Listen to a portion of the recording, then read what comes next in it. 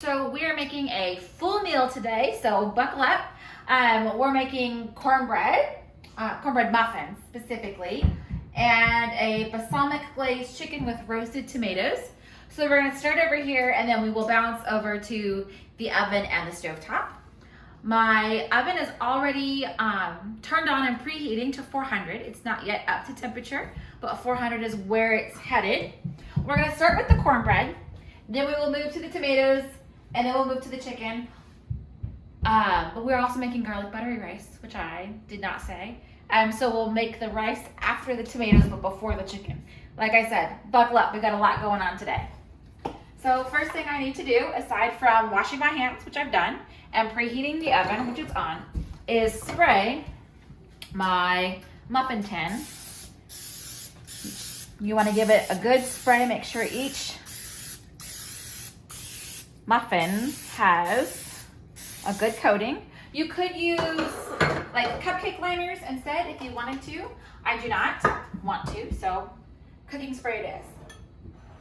Now, just like with any bread or cake or cookie or pancake recipe, we mix the dry ingredients and then the wet ingredients and then throw it all together. So it's cornbread, so of course there's cornmeal. There's salt, sugar, flour, I use whole wheat flour, and baking soda, and then milk, eggs, and canola oil. So, first things first is the flour. I need 1 cup of flour.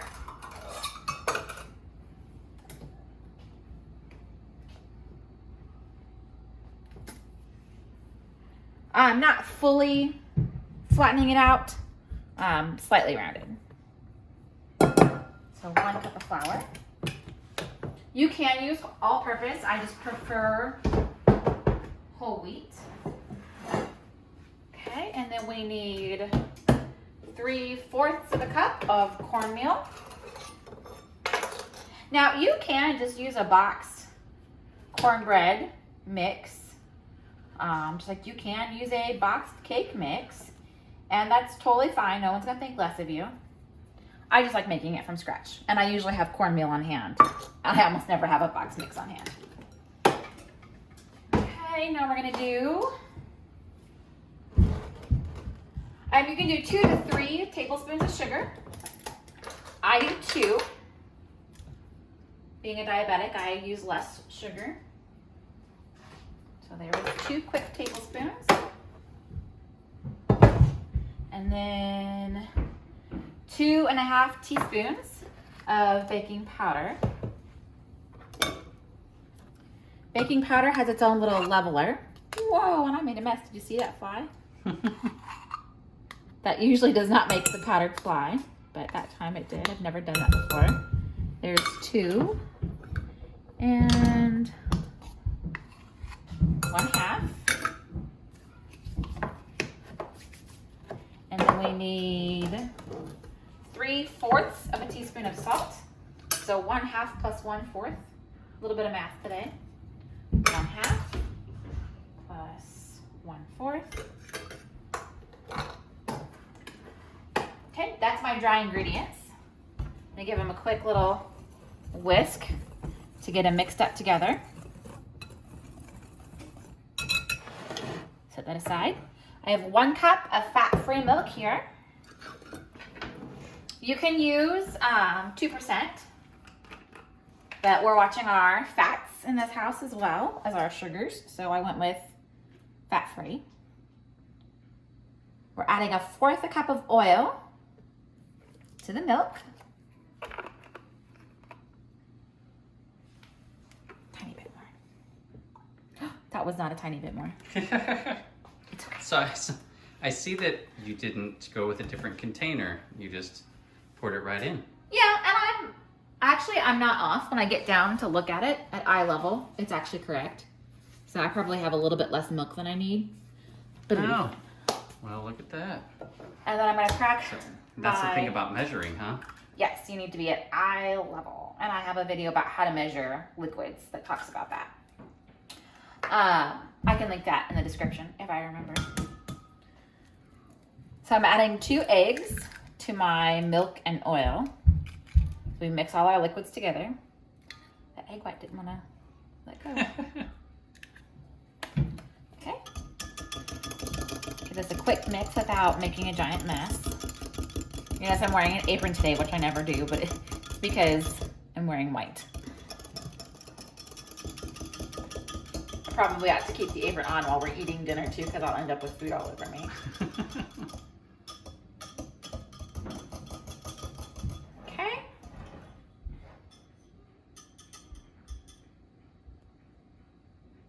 Okay, we're gonna add, oh, that egg white. That egg white just doesn't want to break up. There we go. I'm gonna add this all at once to our dry ingredients. Set these in the sink. I'm gonna mix it all together with my trusty spatula. And then we're going to fill up the muffin pan. You want each little muffin cup to be about 2/3 of the way full. It's okay if it's not quite.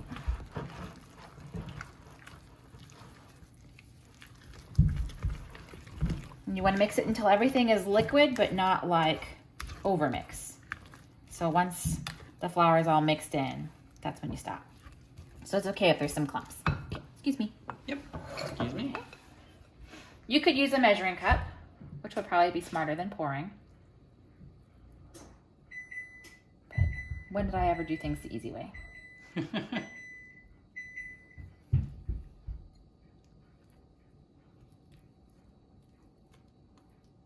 don't know, that dirty's an extra cup, so I understand. Yeah, I really don't like using more cups than I need to.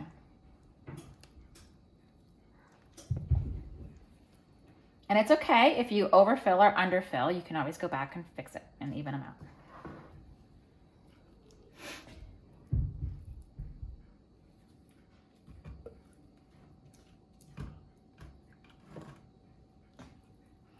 And if you heard that ding, that was my oven telling me it's ready. So as soon as I get these in here, I'm gonna throw them in the oven.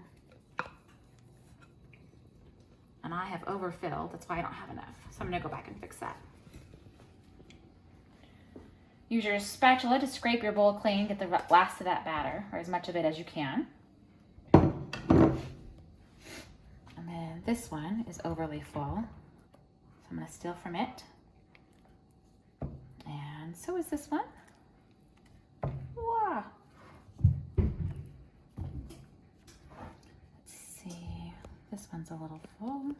And then this one's a little full and this one's a little under full.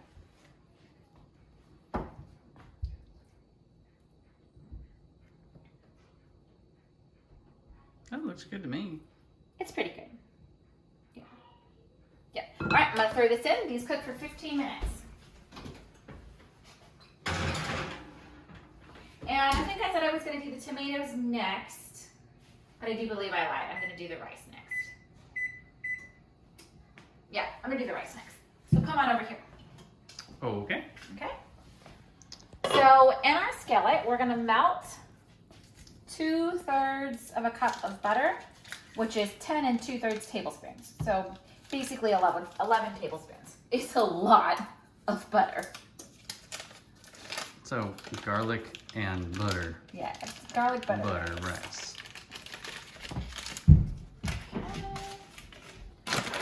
For this, you need white rice.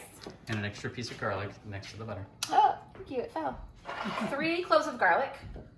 And those are big cloves. Yeah.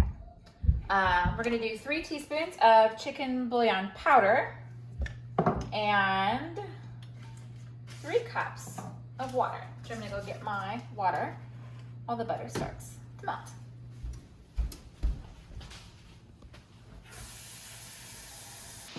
All right, my butter is all melted. I'm gonna add my 1 cup of rice to my skillet. I like these resealable bags, but I also really don't like them because my measuring cup is not good. Okay, I'm gonna make a mess. Okay, I made a mess.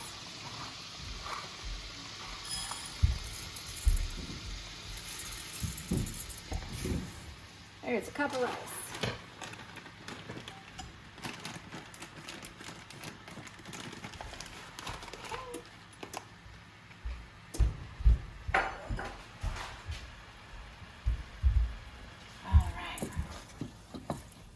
stir that up. And then I'm going to add my bouillon.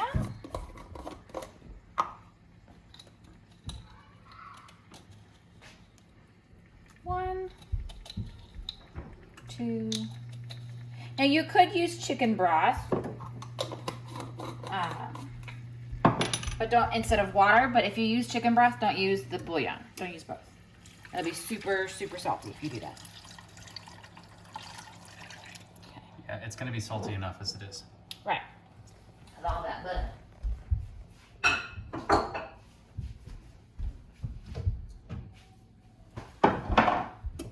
Now, as far as the butter goes, there is the margarine vegetable oil butter that we use. That we're using the cheap here. stuff.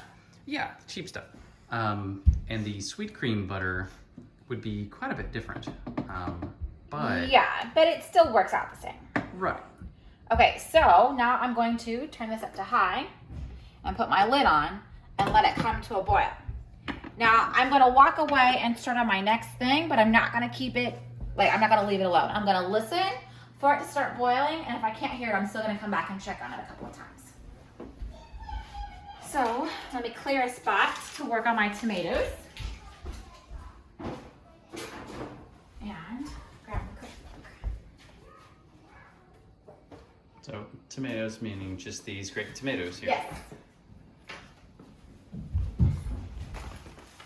All right, so we're gonna take this bowl and the tomatoes and the honey. So it's grape tomatoes. It said 2 cups, and this is a pint, which is 2 cups, but that does not look like 2 cups to me. So we're gonna do 2 pints because this doesn't look like it's really a whole pint. I don't trust it. Okay, use any shallow baking dish with a lip. It can be a full roasting pan, or it can be a cookie sheet like this. This is Pampered Chef's stone bar pan. I'm gonna just give it a light coating of cooking spray. Slide it over there. I'm going to toss my tomatoes here into my bowl. And I'm going to toss it with a tablespoon of oil and 2 tablespoons of honey. This is olive oil, not regular cooking oil. And I can actually hear my rice beginning to boil. So I'm going to go peek at that.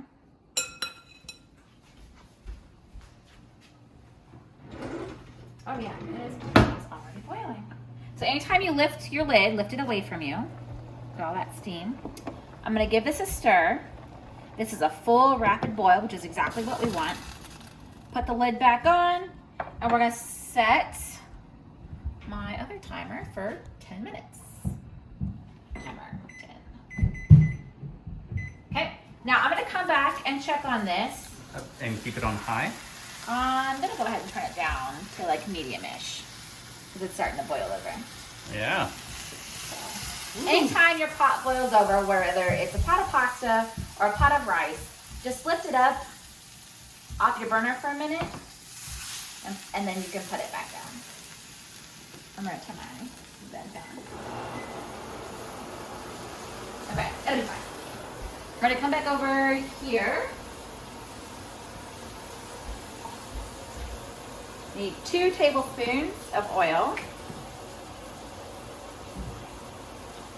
And I prefer this little measure-all to using a spoon for when it comes to measuring out things like honey, because it sticks and I don't want to have to scrape it out with my fingers or another utensil. Okay, there's 2 tablespoons of honey. And with the measure-all, I can just pop it in there.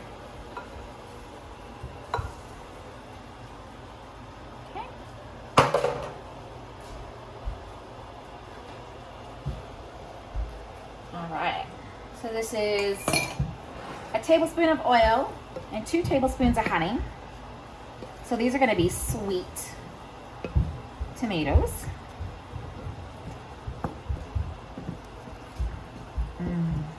Okay.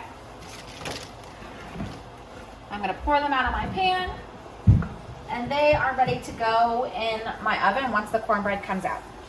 These will bake for 7 minutes. I'm just gonna leave those over there, and I'm gonna come back and check on my rice. Give it another quick stir.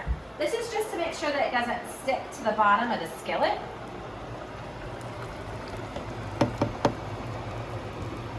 There we go. Gonna leave that there.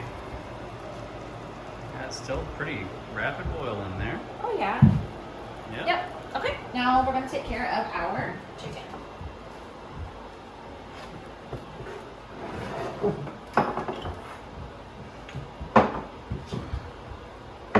Okay, so we need. I've got 3 breasts here, which I'm gonna cut them in half. This way.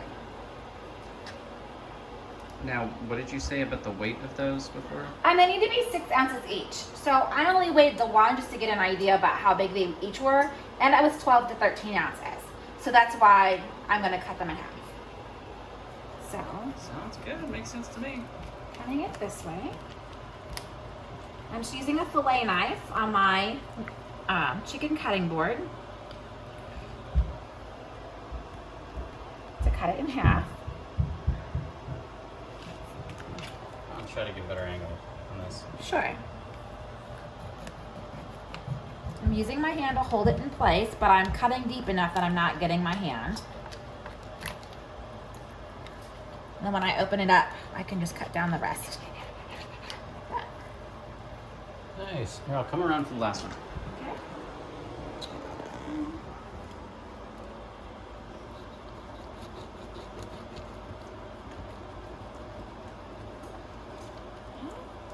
Wow. Yeah, you use that technique for a lot of things that involve chicken, right? Yeah, anytime I need to cook chicken breasts, I almost always cut them in half.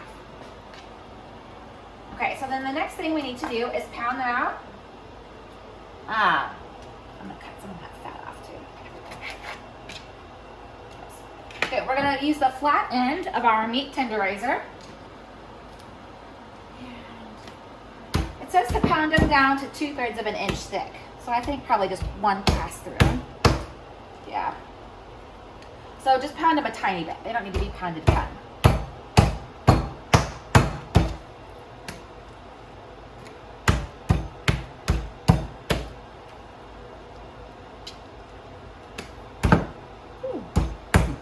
Slippery little suckers.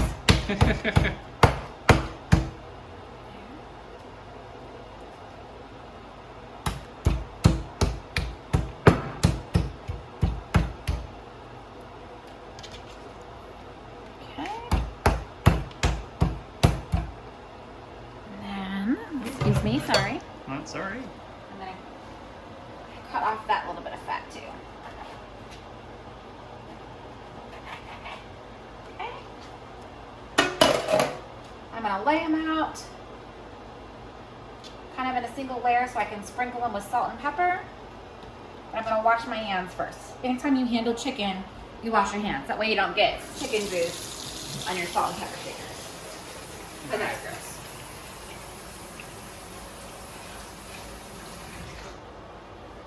All right, and I'm just using my salt and pepper grinders. You can just use regular shakers if that's what you have, not measuring it.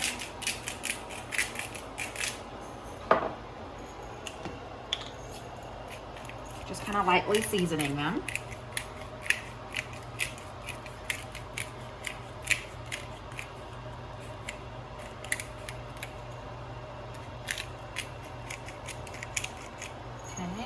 I'm going to flip them over and do the same thing on the other side.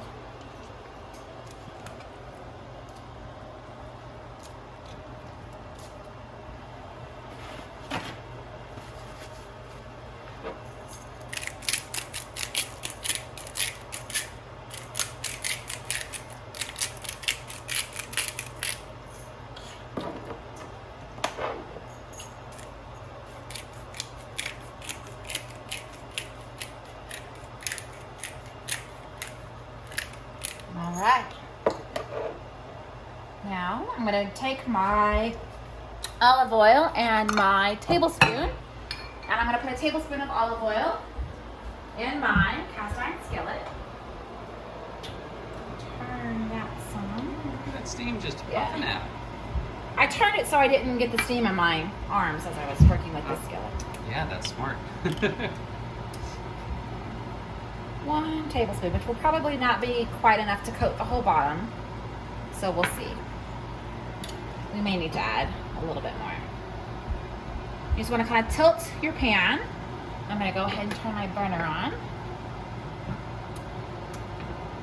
Yeah, that's not going to be enough. And that is my cornbread ready to come out. So we'll grab that before I grab my chicken. So, officially, 3 things get your attention. Yeah, so one of the biggest ways that you can become a successful cook is by being able to multitask and kind of juggle what you're doing. So I'm keeping the oven on 400 though, because that's what my tomatoes need.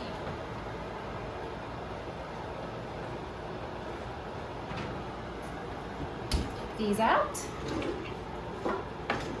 I'm gonna set them down here on a hot pad so they're not touching the surface. And I'm gonna grab my tomatoes and knock things over in the process. The cookbook will grab the tomatoes. It's fine. I make such a mess. Okay. Tomatoes go in the oven for 5 to 7 minutes. So let's do 6. Turn that on. I'm gonna check my garlic rice, which is not garlic rice yet. It's still just rice. Yeah, it's beginning to stick just a little bit. Oh yeah, only got a minute left. 15 seconds. Yep.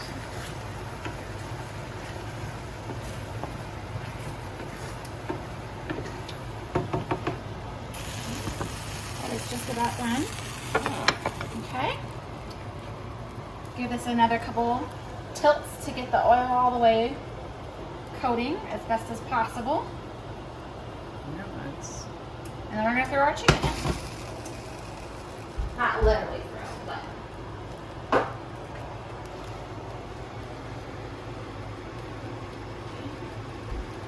Something that I've noticed whenever oil is ready, it starts to ripple and shimmer.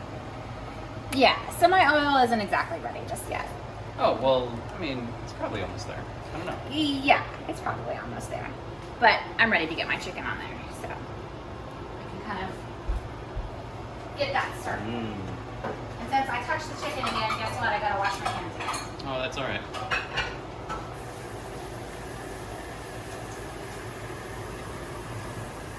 It looks good. But I'm also at a point now where I can kind of start cleaning up once I add my garlic here. Okay, there's that timer. Gosh, did you plan all that out? Look at that. You get a gap of time and you got something to fill it with. I hoped it would work out this way. So you tilt it away from you. I'm gonna give it another good stir. It is a little bit sticky on the bottom, but it's okay. I'm gonna turn it down to 2. And then I'm gonna start adding my garlic. Now, if you don't have a garlic press, instead use minced garlic. That's coming out the top and not out the bottom. I guess that peeling's a little thick this time. I don't know. It must be. Anyways, if you don't have a garlic press, you can use minced garlic or garlic powder. It's about 3 tablespoons of minced garlic or 3 teaspoons of garlic powder.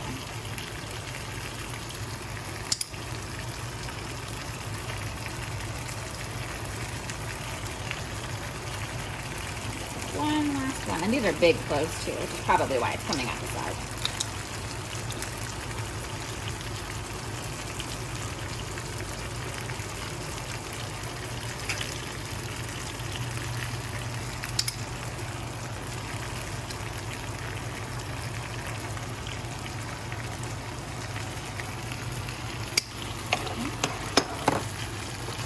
There's that garlic smell that really sets it in. Now this is going to cook for 5 more minutes with the lid off. And it's okay that bottom layer is stuck. That just means it's getting soft and incorporated. I guess. Okay, so I need 5 more minutes on the garlic rice. These cook for 6 to 8 minutes on a side. So I really don't have to do a whole lot with them. I'm gonna wash the garlic off my hands and then come back. Okay, we'll watch these cook. Okay, keep that.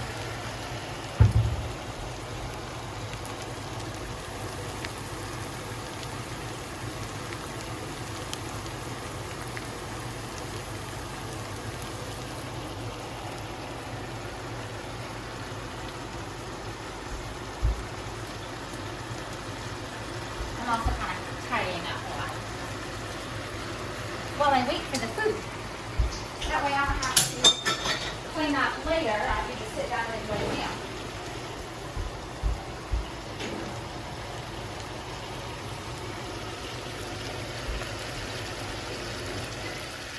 Oh, thank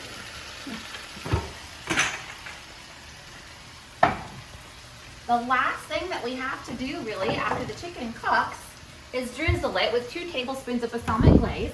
Now you can make your own balsamic glaze with balsamic vinegar, or you can pre-purchase it. It's also called balsamic reduction.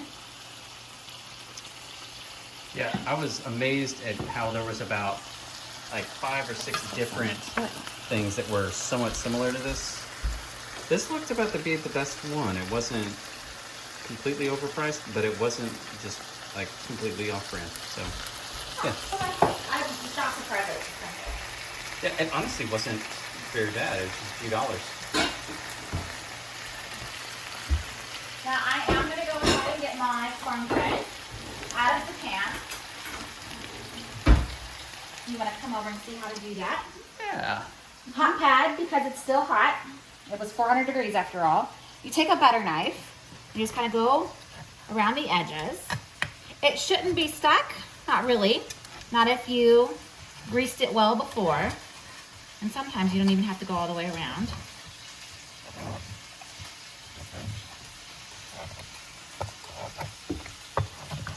There we go. That is my tomatoes. So I'm going to go and grab those too after I take all these out. Now I can leave these here just as they are, or I can tuck a couple paper towels around the top so that it keeps some of its heat, which is exactly what I'm going to do.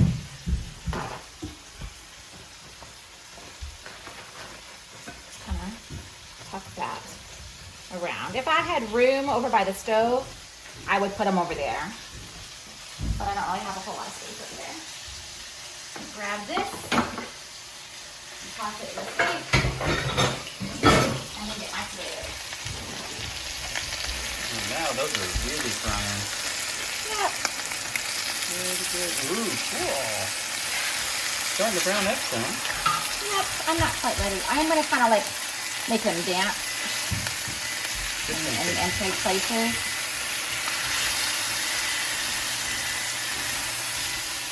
I love this skillet, but it's giant. So it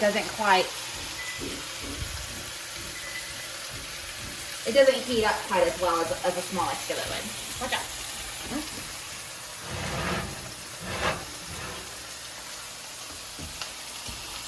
And those tomatoes, set those down.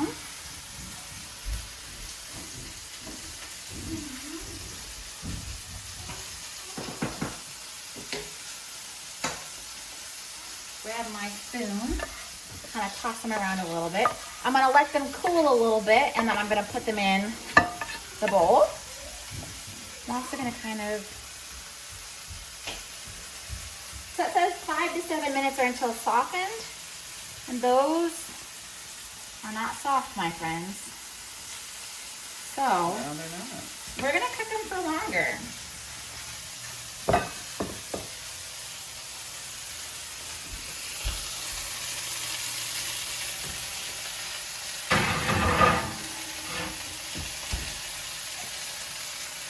And that happens sometimes, especially with a new recipe that you're not familiar with.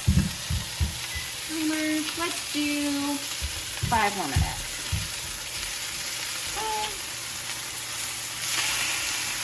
Go ahead and flip these now. I'm using a 2-prong fork, but any fork will do.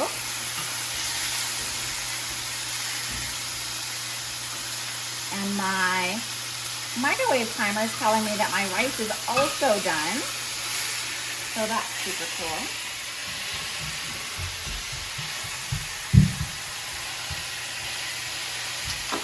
Turn that down. Turn that off. Okay, give my rice one last final stir. The bottom did stick more than I would have liked. And there's not a whole lot you can do about that. You can use a different skillet that's less sticky, like a cast iron skillet. I use this one because it has a lid. But it does tend to stick my rice, which I'm not a fan of. I'm gonna cover it, put it back here, and turn off that burner.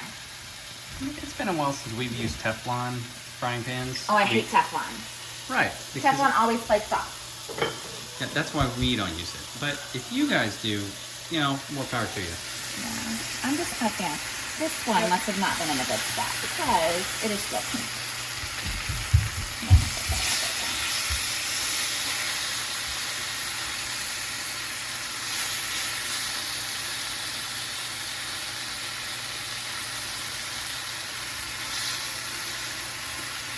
All right, so these have just a few more minutes to cook, and so do our tomatoes. We'll be right back with everything ready to go.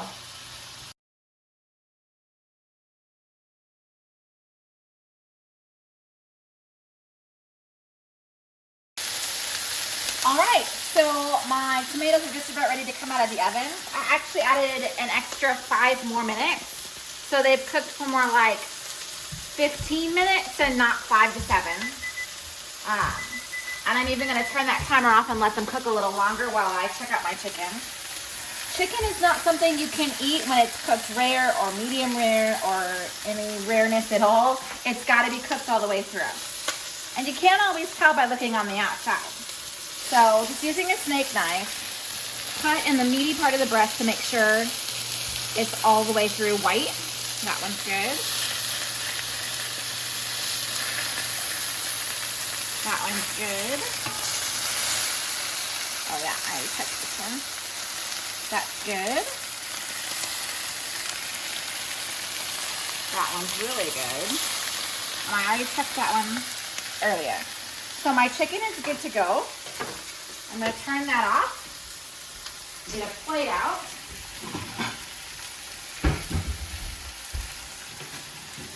And I'm not worrying about my tomatoes, guys. I know they're ready to come out. But I'm going to just let them cook for a little bit longer while I take care of the chicken. I'm going to pull these off onto the plate. And then I will drizzle my balsamic reduction / glaze. Not balsamic vinegar. Made with balsamic vinegar, but not balsamic vinegar. Something different entirely. Yeah. This is our first time using balsamic glaze or reduction. So you want 2 tablespoons. And you can tell it's new because I haven't even pulled off the little plasticky top.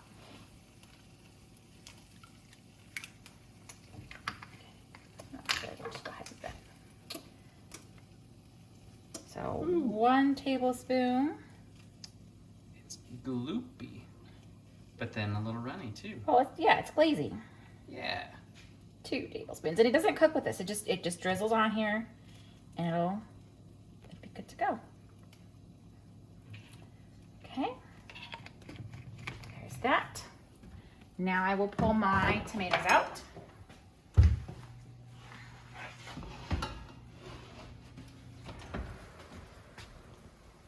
Now you can probably see what's in my glasses are all fogged up, so I can't see. Yeah, many of the skins have split, so now we know they're good. Yeah, they're getting wrinkly and starting to swell. You can smell the honey in the air. Yeah.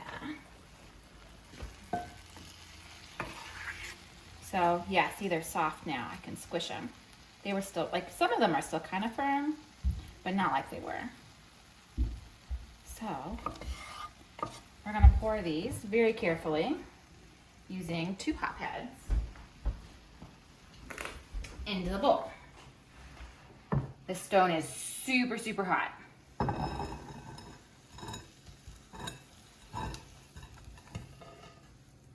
In they go. So, as far as nutrition facts go, the tomatoes plus the chicken divided into 6 servings each is about 16 grams of carbs. Each cornbread muffin is 17 grams of carbs. And then the rice, each serving, I think if you make it 6 servings, it's 14 grams of carbs, 14 and a half. So all told, this is about 47, about 50 grams of carbs in total, which fits well into my diet, what I'm allowed to eat. So I'm super excited. It all smells delicious. And here you have a meat and 2 sides and bread. And depending on whether or not you count your tomatoes as a vegetable or as a fruit, you've got one on every food group except for either vegetable or fruit. And you could add, if you count your tomato as a vegetable, then you can add a fruit with like applesauce or apple juice to drink. You can have milk to drink for your dairy if you're not having apple juice. And if you count your tomatoes as a fruit, then you could probably make green beans would probably go really well with this. Like the fresh green beans, not the canned stuff. And that would be your veggie. However you want to make your plate up. Any hoozles, we're ready to eat dinner. So you have a wonderful day. I will post this on my blog also. So make sure that you subscribe to the channel so you can get notifications when new recipes drop, and follow that blog so that you can get tips on healthy living and meal planning and yoga and all kinds of stuff that we do at this house. I hope you have a wonderful day. Let's go eat.